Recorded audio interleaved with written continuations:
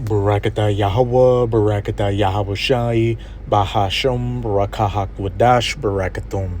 First and foremost, I want to give all praises, glory, and infinite honors to Yahweh, Bahasham, Yahweh Shai. Double honors to the apostles and elders, a great millstone who rule and teach well. And peace and salutations to you sincere Akim out there, pushing this word in truth and sincerity to the four corners of the globe. May you brothers endure until the end. This is the brother Ra'aya coming at you with another lesson. And I'm going to start it off in 2 Thessalonians chapter 2, verse 3. Let no man deceive you by any means, for that day shall not come, except there come a falling away first, and that man of sin be revealed, the son of perdition. And that man of sin, the son of perdition, is Esau Edom, the so-called white man. You know, sin is the transgression of the laws of the scriptures, which Esau's whole society is built off of transgressing the laws, statutes, and commandments. And perdition means destruction, death, destroying things, which when you look at the history of this so-called white man, that's all it's been. Misery, death, rape, robbery, murder, all those things. How did he get control of the planet?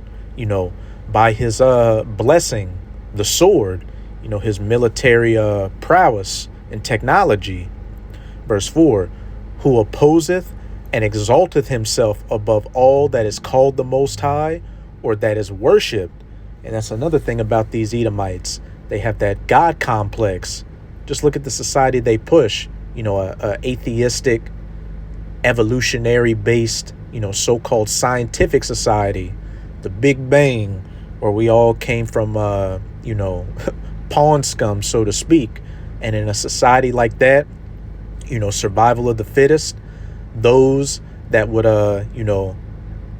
be in rulership, which Esau is in right now, would be considered what? The apex predator, the top of the food chain. And if there is no Most High, then he must be the Most High. Who opposeth and exalteth himself above all that is called the Most High, or that is worshipped, so that he as the Most High sitteth in the temple of the Most High, shewing himself that he is the Most High. And, one of the main ways Esau shows himself as a godlike power is through his sciences, his pseudosciences, his technologies, and especially what his medical technologies.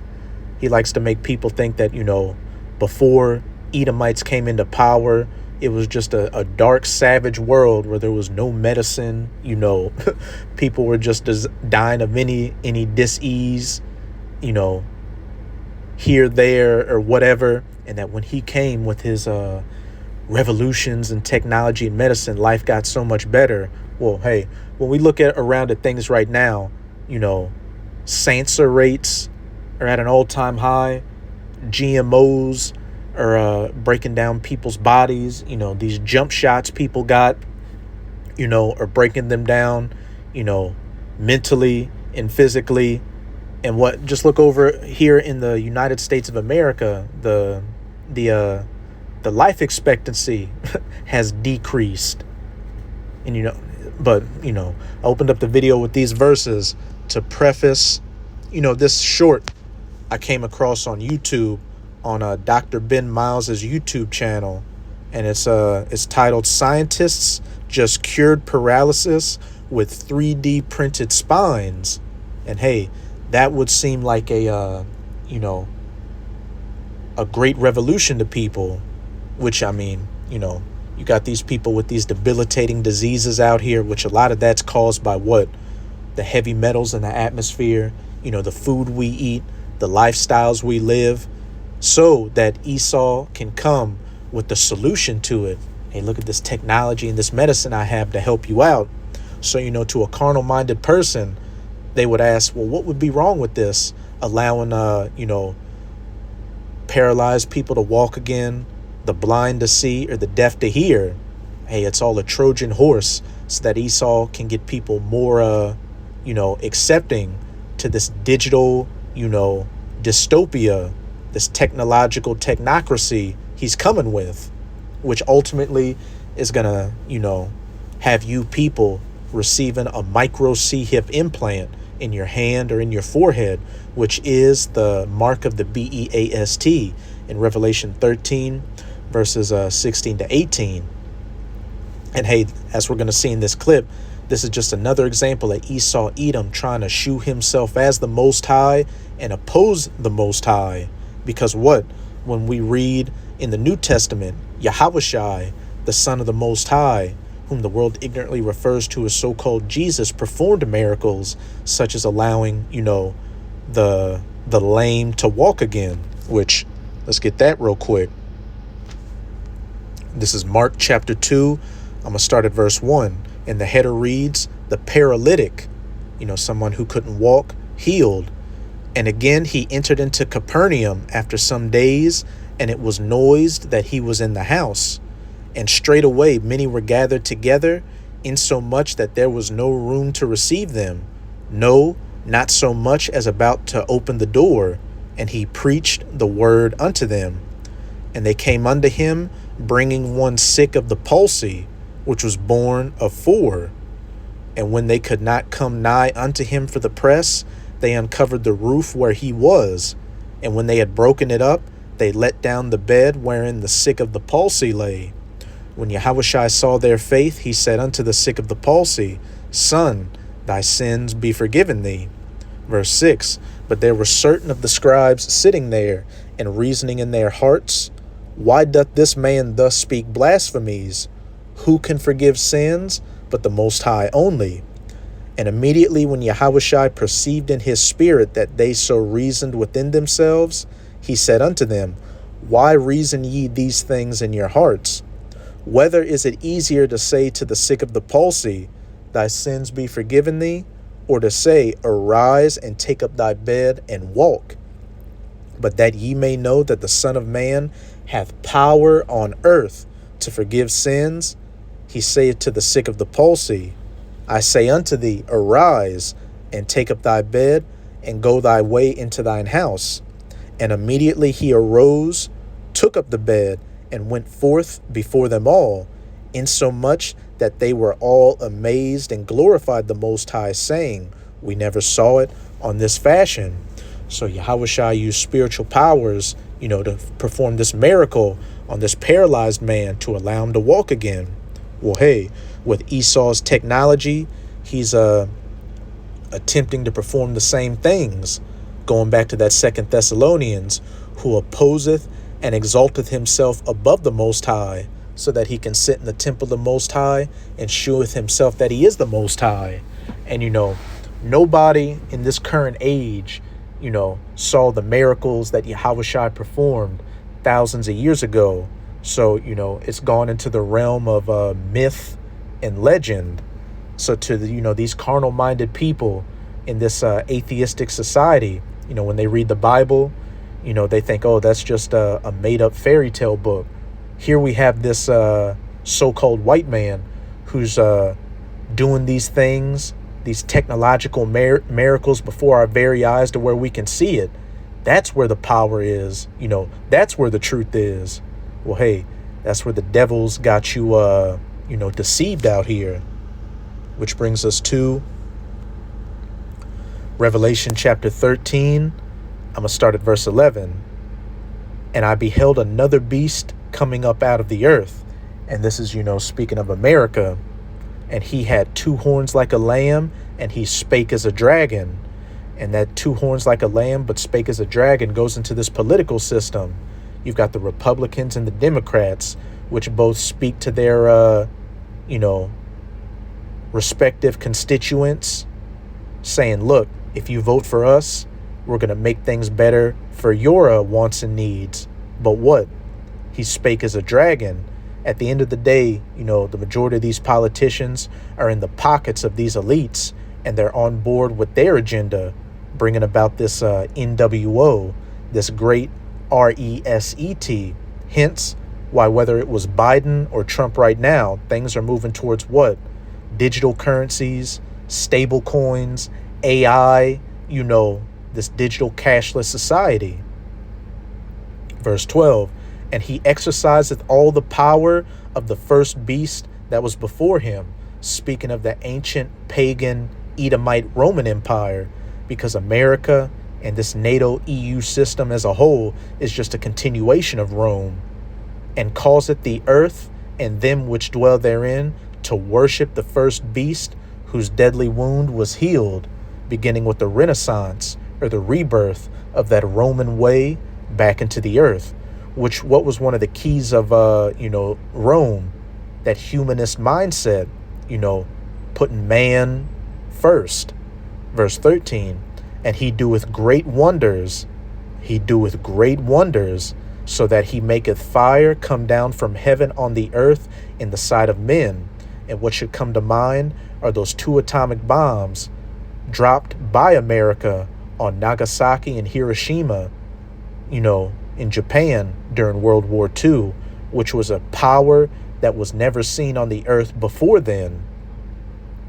And, after that got a lot of people in line, hence why America was able to become, the superpower it was up until now. Verse 14, here's the point I wanted to get to.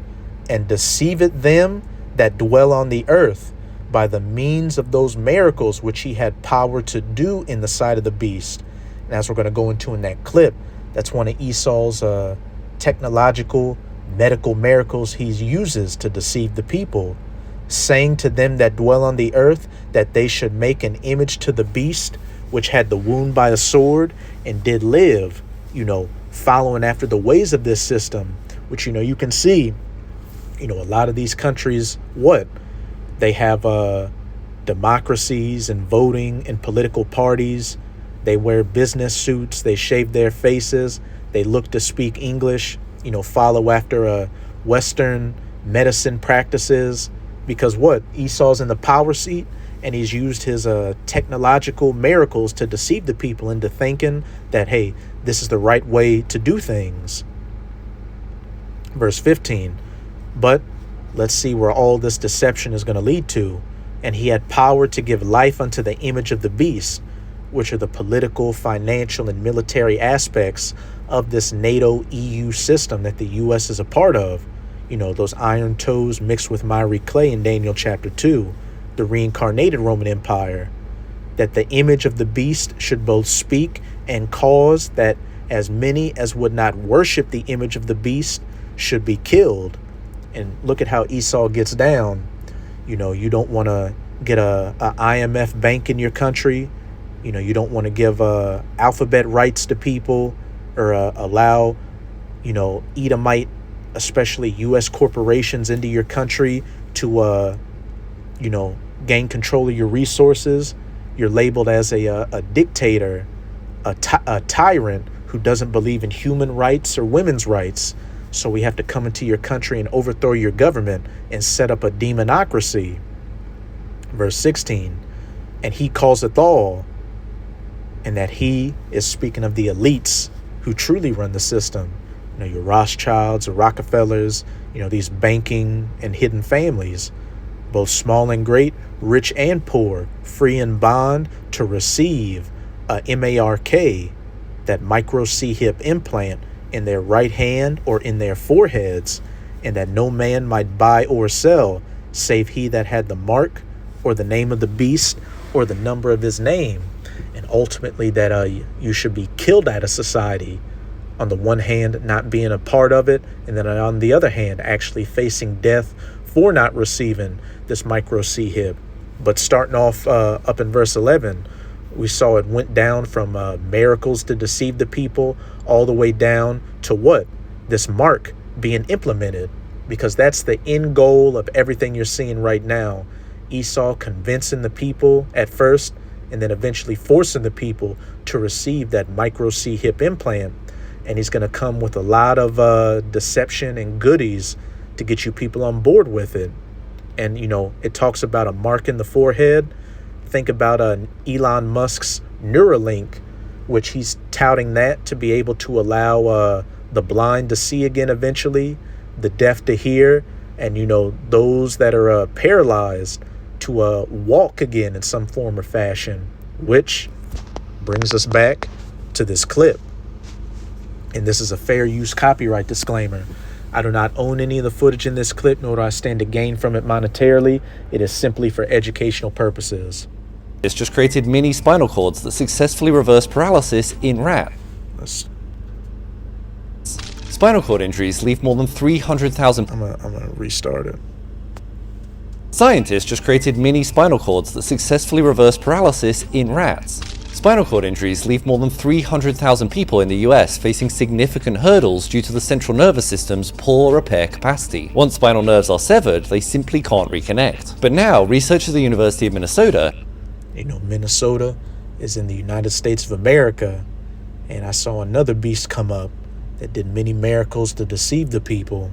discovered a way to use 3D printed frameworks for lab-grown organs to repair damaged spinal cords. They start by using human cells that have been turned back into stem cells to create spinal neural progenitor cells. These cells are a versatile starting point primed to become any number of adult spinal neurons. Then, using 3D printing, they craft microscopic scaffolds just 200 microns wide before printing the cells in place into the scaffold, creating mini spinal cords. In their study, the researchers transplanted these scaffolds into rats with spinal cords that were completely severed. After several weeks, about 63% of the cells successfully differentiated into neurons and extended in both directions, integrating into the host's existing nervous system, essentially bypassing the damaged area. Over 12 weeks, the rats went from showing limited to no movement at all to being able to start to take their first weight-supported steps. The neural signals from brain to muscle were also found to be twice as strong compared to the control group. While this research is at the beginning stages, it offers a new avenue of hope for those with spinal cord injuries, whilst also giving us new meaning to the term grow a spine. Hey, who exalteth and opposeth the Most High, so that he, sitting in the seat of the Most High, shewing himself that he is the Most High. But that's it with this video. With this video, I hope you sincere, Akim and Akwath were edified. Just keep strong. We are almost out of this final wicked captivity of the heathen nations, chiefly of the Edomites. And as always, I'm going to say Abad Babol, Kwam Yasharallah, and until next time, Shalom.